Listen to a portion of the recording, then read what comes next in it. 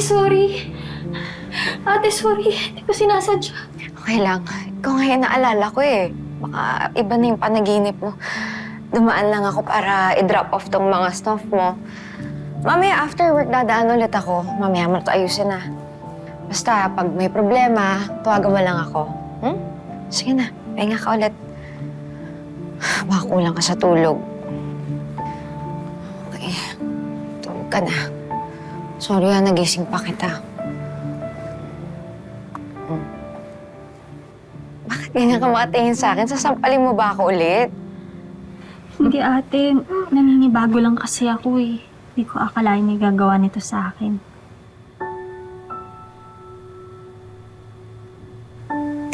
Diba ikaw na rin nagsabi, baka kaya tayo pinagtagpo para may kasama na tayo sa buhay.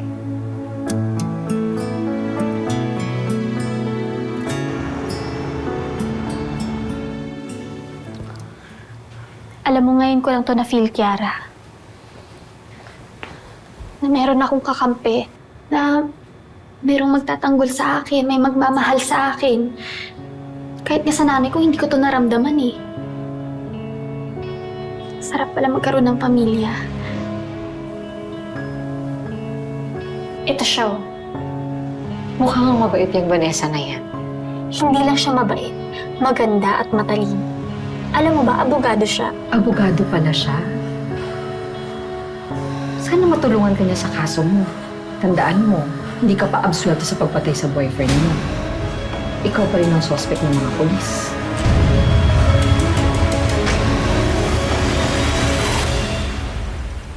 Grabe ate, sarap pala dito. Tsaka busog na busog ako. Alam mo, paborito namin dito mag-asawa. Di bali, papakilala kita sa kanya. Angel, demonyo ka! Nandito ka lang pala? Mercedes? Dapat sa'yo, masulog sa impyerno! Mercedes? Huwag mo akong matawag-tawag na nanay. Pinatay mo ang anak ko!